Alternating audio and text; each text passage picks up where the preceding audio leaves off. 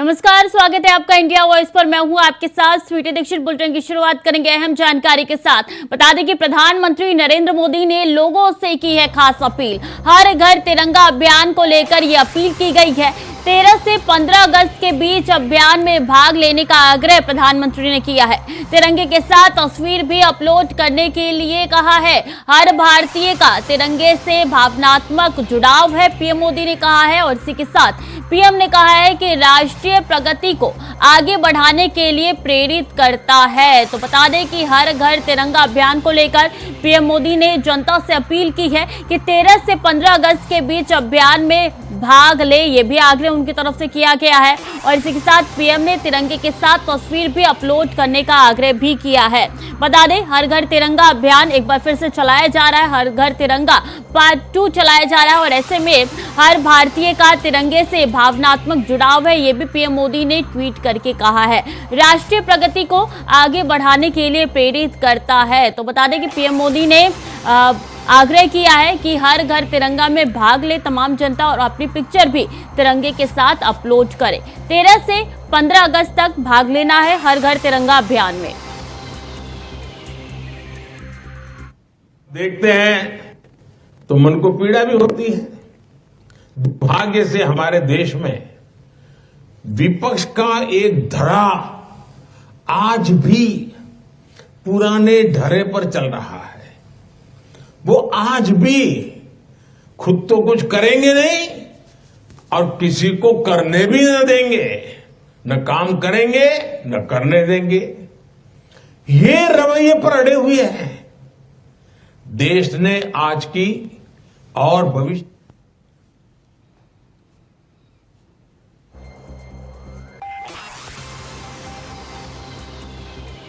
तो हर घर तिरंगा अभियान को लेकर पीएम मोदी ने अपील की है। 13 से 15 अगस्त के बीच अभियान में भाग लेने का आग्रह भी पीएम ने किया है।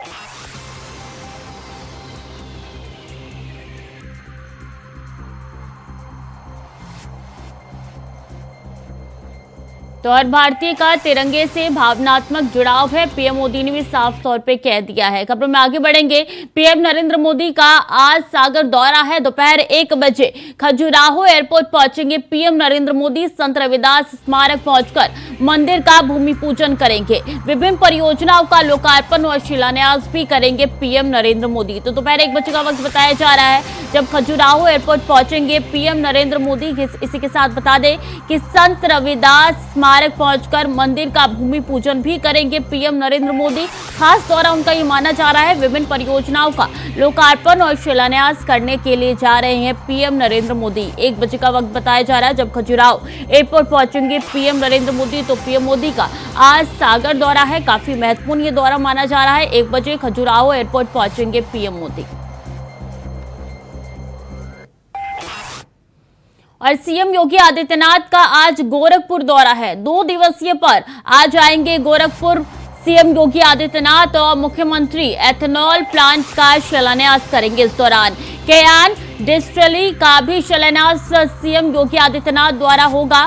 करीब 20 एकड़ के क्षेत्रफल में बन रहा है एथेनॉल प्लांट। करीब 1200 करोड़ की लागत से बन रहा है एथेनॉल प्लांट। और प्लांट से 7.5 मेगावाट बिजली का उत्पादन भी होगा। और ऐसे में एथेनॉल प्लांट से करीब 2000 युवाओं को भी रोजगार मिलने जा रहा है। तो काफी महत्वपूर्ण ये एथेनॉल प्लांट है जिसका शिलान्यास यहाँ पे सीएम योगी आदित्यनाथ द्वारा होगा। करीब 20 एकड़ के क्षेत्रफल में बन रहा है। इसकी खासियत बता दें तो 1200 करोड़ की लागत से भी ये बन रहा है एथेनॉल प्लांट। इसी के साथ यहाँ पे रोजगार युवाओं को मिल सकेगा जब ये बन के तैयार हो जाएगा। और प्लांट से 7.5 मेगावाट बिजली का उत्पादन भी होगा। तो वही बता दें कि आज अंतर्राष्ट्रीय युवा दिवस पर कार्यक्रम का आयोजन हुआ है। नशा मुक्त प्रदेश सशक्त प्रदेश का होगा शुभारंभ। सीएम योगी आदित्यनाथ अभियान की करेंगे शुरुआत। और केडी सिंह बाबू स्टेडियम में होगा यह आयोजन। डिप्टी सीएम ब्रजेश पाठक भी कार्यक्रम में मौजूद रहेंगे। तो अहम जानकारी आज बता दें कि अंतर्राष्ट्रीय युवा दिवस के मौके पर कार्यक्रम का आयोजन किया गया है और ऐसे में इस कार्यक्रम में बता दें ब्रजेश पाठक भी जो कि डिप्टी सीएम है वो शिरकत करेंगे। नशा मुक्त प्रदेश सशक्त प्रदेश अभियान का होगा इसमें शुभारंभ और सीएम योगी आदित्यनाथ अभियान की शुरुआत करने के लिए जाएंगे। बता दें कि ये कार्यक्रम जहां रखा गया है वो केडी सिंह बाबू स्टेडियम में है जहां पे इस कार्यक्रम का आयोजन किया गया है। ऐसे में डिप्टी सीएम ब्रजेश पाठक भी इस कार्यक्रम में शिरकत करेंगे। तो नशा मुक्त प्रदेश और सशक्त समाज के तहत ये कार्यक्रम आगे होने जा रहा है और अंतर्राष्ट्रीय युवा दिवस पर कार्यक्रम का आयोजन हुआ है। केंद्र सरकार ने अंग्रेजों की तरफ बनाए गए भारतीय आपराधिक कानूनों में संपूर्ण बदलाव के लिए एक विधेयक पेश किया है। भारतीय दंड संहिता, दंड प्रक्रिया संहिता और भारतीय साक्ष्य अधिनियम को भारतीय न्याय संहिता से बदल दिया जाएगा। केंद्रीय गृह मंत्री अमित शाह ने लोकसभा में शुक्रवार को भारतीय दंड संहिता CRPC और भारतीय साक्ष्य अधिनियम को बदलने के लिए 3 विधेयक पेश किए। आत्मा जो है वो कानूनों का मध्य बिंदु है कानून बनाने का। वो अंग्रेज शासन को मजबूत करने की दृष्टि से कानून बनाए गए थे। अंग्रेज शासन की रक्षा करने के लिए कानून बनाए गए थे और उसका उद्देश्य दंड देने का था, न्याय देने का नहीं था। ये दोनों मूलभूत चीजों पर हम परिवर्तन करने जा रहे हैं। ये तीनों कानूनों को रिप्लेस कर इनकी जगह जो 3 नए कानून बनेंगे उनकी आत्मा होगी भारत के नागरिकों को संविधान प्रदत्त सारे अधिकार जो मिले हैं इसकी सुरक्षा। ये कानूनों का उद्देश्य किसी को दंड देना नहीं होगा। इन कानूनों का उद्देश्य सबको न्याय देना होगा और न्याय देने की प्रक्रिया में दंड वही होगा जहां अपराध रोकने का बोध खड़ा करने की जरूरत है। अपराध रोकने के लिए एक प्रकार की भावना खड़ी करने की जरूरत है। 7 वर्ष या उससे ऊपर की सजा जिस धाराओं में है वो सभी क्राइम सीन पर फॉरेंसिक टीम की विजिट को हम कंपलसरी कर रहे हैं। इसमें एक ऐसा सवाल कुछ एक्सपर्ट्स ने बताया था कि इसके लिए शायद देश अभी तैयार नहीं है। ये कानून में हमने ये भी प्रोविजन रखा है कि इलेक्ट्रॉनिक तरीके से केस चलाने के लिए कोर्ट, जिला, राज्य ये सभी प्रकार के नोटिफिकेशन निकलने के बाद ही वो अप्लाई होगा। 27 के पहले पूरे देश की सभी कोर्टों को हम कंप्यूटराइज करते 0 FIR को पहली बार आजादी के 75 साल के बाद हम स्थान यौन उत्पीड़न के मामले में बयान का वीडियो रिकॉर्डिंग भी अब कंपलसरी कर दिया है और इसके अंदर पहली बार हम कम्युनिटी सर्विस को सजा के बारे में भी इंट्रोड्यूस कर रहे हैं। मान्यवर, हमने तय कर दिया है कि 90 दिन में आरोप पत्र दायर करना ही पड़ेगा और कोर्ट भी उनको और 90 दिन की परिस्थिति देखकर परमिशन दे सकती है। 180 दिन में आपको जांच समाप्त कर ट्रायल के लिए भेज देना पड़ेगा। इससे बहुत बड़ा फर्क होगा। वारंट के मामले में भी हमने काफी सारे बदलाव किए हैं। आरोपी व्यक्ति को आरोप तय करने की नोटिस 60 ही दिन में देने के लिए अब कोर्टें बाध्य हो जाएगी। कोर्ट ने चार्ज फ्रेमिंग 60 दिन से ज्यादा लंबा नहीं कर सकती। बहस पूरी होने के बाद 30 ही दिन में मान्यवर न्यायाधीश ने अपना फैसला देना पड़ेगा। 3-3 साल तक फैसला पेंडिंग नहीं रखा। शादी, रोजगार, पदोन्नति के झूठे वादे, गलत पहचान प्रकट कर जो यौन संबंध बनाते थे उसको अपराध की श्रेणी में पहली बार नरेंद्र मोदी सरकार का गैंग रेप के सभी मामलों में 20 साल की सजा या आजीवन कारावास का प्रावधान किया है जो आज नहीं है। 18 वर्ष से कम आयु की बच्चियों के मामले में मृत्यु दंड का भी प्रावधान।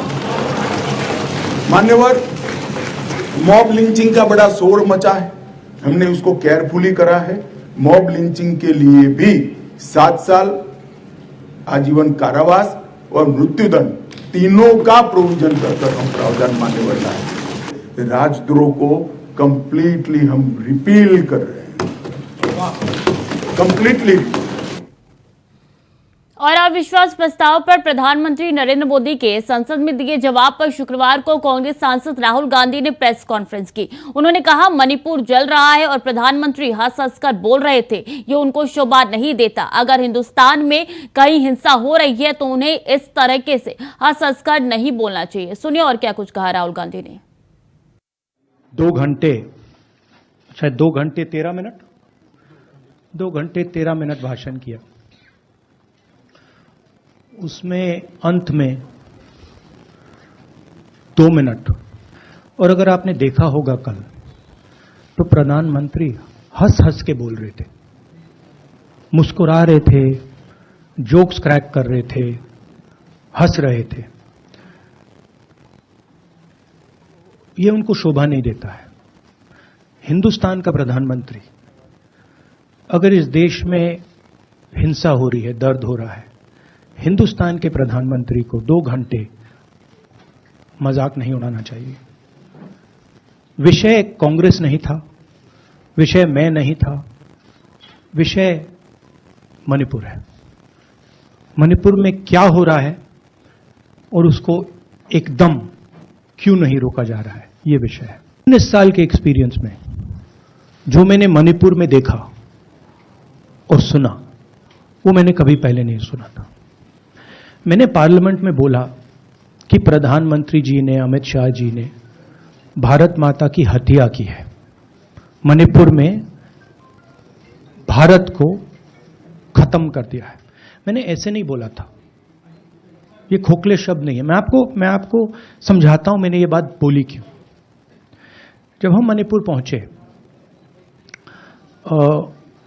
हम लैंड किए, हमें मणिपुर में दौरा करना था। जब हम मेटे एरिया में गए, हमें साफ कहा गया था कि अगर आपकी सिक्योरिटी डिटेल में कोई भी कुकी होगा, उसको आप यहां मत लाइए क्योंकि हम उसको मार देंगे। और जब हम कुकी के एरिया में गए, हमें कहा गया अगर कोई मेटे आपकी सिक्योरिटी डिटेल में होगा, उसको आप मत लाइए, उसको हम गोली मार देंगे। हम जब गए, हमें मेटेज को परे करना पड़ा, हमें कुकीज को परे करना पड़ा। मतलब एक स्टेट नहीं है, आज 2 स्टेट है। स्टेट की हत्या कर दी गई है और उसको चीर दिया गया है। इसलिए मैंने बोला, हिंदुस्तान की हत्या मणिपुर में बीजेपी ने कर दी है। कॉन्ट्रडिक्शन है। शायद पीएम मेरा चेहरा टीवी पे नहीं देखना चाहते, मगर फिर पीएम मेरी वीडियो के बारे में बात करते हैं, तो पता नहीं क्या है, बट मुझे लगता है शायद उनको मेरा चेहरा टीवी पे देखना अच्छा नहीं लगता। कोई प्रॉब्लम नहीं है। जो मैंने बोलना था, देखिए मुझे अपना काम करना है। मैं जानता हूं कि मीडिया पे कंट्रोल है, लोकसभा राज्यसभा टीवी पर कंट्रोल है, वो उसके बारे में मैं कुछ ज्यादा नहीं कर सकता, मगर मुझे अपना काम करना है, मैं अपने काम को करता हूं। जहां भी भारत माता पर आक्रमण होगा, वहां मैं आपको खड़ा मिलूंगा, भारत माता की रक्षा करते हुए मिलूंगा। उत्तर प्रदेश विधानसभा सत्र के आखिरी दिन नेता प्रतिपक्ष अखिलेश यादव ने योगी सरकार पर जमकर निशाना साधा और महंगाई से लेकर भ्रष्टाचार, आवारा पशु, किसान और बेरोजगारी के मुद्दे को लेकर चुन चुनकर हमला बोला। ये दावा करते थे चाल, चरित्र और चेहरा, और अब इन 4 से पहचाने जाते हैं भाजपाई। पहले दावा करते थे चाल, चरित्र और चेहरे से पहचान बनाने के लिए, और आज जो पहचान बन गई है वो नफरत, भ्रष्टाचार, बेरोजगार और महंगाई से। कि हमारा गोल है कि $1 ट्रिलियन इकोनॉमी बन जाएगी 2027 तक। ये बात शुरू में भी हम लोगों ने कही थी, जब सदन में हम लोगों को अध्यक्ष महोदय बोलने का मौका मिला था बजट पर, कि इतना बड़ा सपना दिखाया जा रहा है कि $1 ट्रिलियन इकोनॉमी हो जाएगी। ये $1 ट्रिलियन इकोनॉमी बिना किसान की मदद के कैसे संभव है? बिना एग्रीकल्चर सेक्टर को बेहतर किए कैसे संभव है? मुख्यमंत्री कार्यालय में काम करने वाले अधिकारी की जान चली जाए एक जानवर से टकराने से। अगर उसके लिए कोई सुरक्षा नहीं है तो जो आम जनता उसके लिए सुरक्षा क्या है? हम आए दिन सोशल मीडिया पे या अलग तरीके से वीडियो देखते हैं कि किस तरीके से सांड ने गली में आकर के किसी बच्चे को, किसी महिला को, किसी बुजुर्ग को उठा करके फेंक दिया।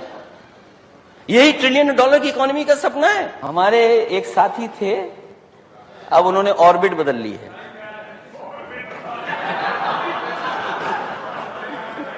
अध्यक्ष महोदय, एक हमारे साथ थे, अब ऑर्बिट बदल गई आपकी।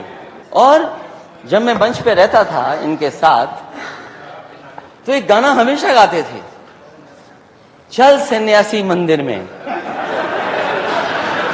और अब मैं बैठना चाहूंगा और आप खड़े होना। अध्यक्ष महोदय, केवल गाने के लिए खड़ा कर रहा हूं इनको।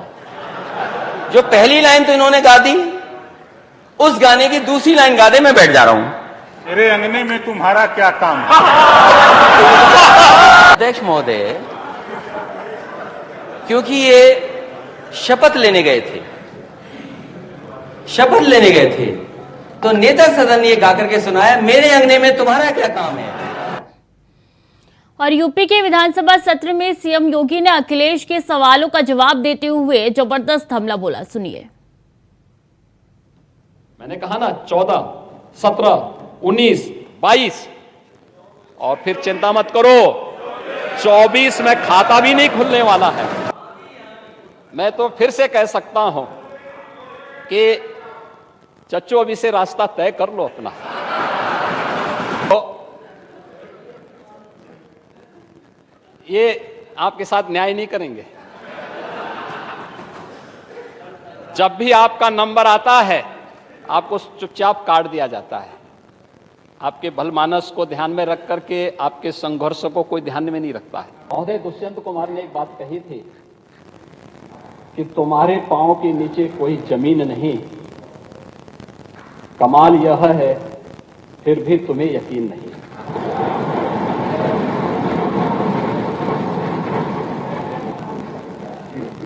उन्हें जमीनी हकीकतों की कोई जानकारी नहीं है। और तुलसीदास जी ने बात कही भी, समरथ को नहीं दोष पुसाएं। ऐसे ही लोगों पे बातें अक्सर से सही बैठती हैं, क्योंकि जो लोग जन्म से चांदी के चम्मच में खाने के आदी हैं,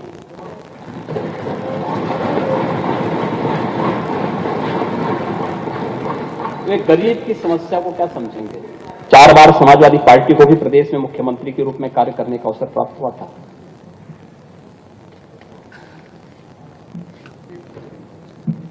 नब्बे फीसदी जो बच्चे थे मरने वाले, जो असमय काल कल्पित हुए, वे दलित, अल्पसंख्यक और अति पिछड़ी जाति के थे। क्या यहां पीडीए नहीं था क्या?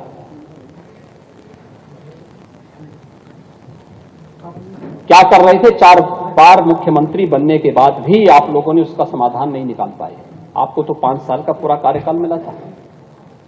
और मुझे बताते हुए गर्व है, हमारी सरकार ने अपने पहले कार्यकाल में ही इंसेफ्लाइटिस का समूल नाश कर दिया। तो फिलहाल के लिए बुलेटिन में इतना ही। खबरें लगातार जारी है, देखते रहिए इंडिया वॉइस।